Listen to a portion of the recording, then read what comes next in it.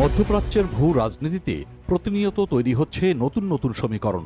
এতদিন যুদ্ধ কেবল ক্ষেপণাস্ত্র আর বিমান হামলার মধ্যে সীমাবদ্ধ থাকলেও এখন রূপ নিচ্ছে ক্ষমতার কূটনীতিতে। আন্তর্জাতিক অঙ্গনে জোর গুঞ্জন উঠছে ওয়াশিংটন নাকি তেহরানের ভেতরেই এমন একজন নেতা খুঁজছে যার সঙ্গে ভবিষ্যতে আলোচনা চালানো সম্ভব। আর এই তালিকায় যার নাম সবচেয়ে বেশি আলোচিত হচ্ছে তিনি হলেন ইরানের বর্তমান পার্লামেন্ট স্পিকার মোহাম্মদ বাঘের গালিবাফ। আমেরিকার প্রভাবশালী সংবাদ মাধ্যম পলিটিকো এবং আন্তর্জাতিক সংবাদ সংস্থাগুলোর সাম্প্রতিক কিছু প্রতিবেদনে এমন ইঙ্গিত পাওয়া গেছে।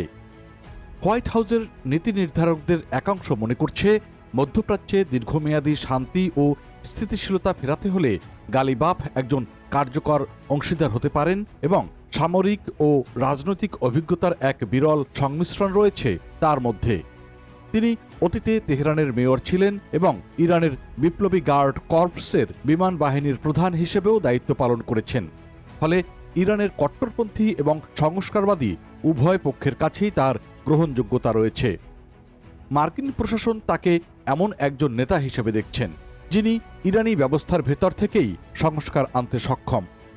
তবে এই গুঞ্জনকে পুরোপুরি সাজানো এবং ভিত্তিহীন বলে উড়িয়ে দিয়েছে গালিবাফ নিজেই। তিনি একে পশ্চিমাদের মনস্তাত্ত্বিক যুদ্ধ এবং আন্তর্জাতিক তেলের বাজার নিয়ন্ত্রণের অপচেষ্টা হিসেবে অভিহিত করেছেন।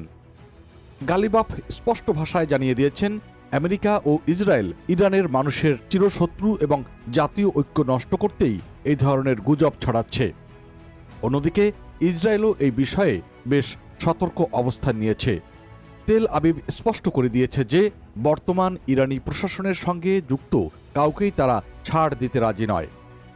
বিশ্লেষকদের একটি বড় অংশ মনে করছেন সরাসরি যুদ্ধের চেয়ে যুক্তরাষ্ট্র এখন ইরানের ভেতরে এক ধরনের নেতৃত্ব পরিবর্তনের প্রক্রিয়াকেই গুরুত্ব দিচ্ছে। এর মূল লক্ষ্য হল যুদ্ধ না বাড়িয়ে কূটনীতিক আলোচনার মাধ্যমে একটি পরিবেশ তৈরি করা।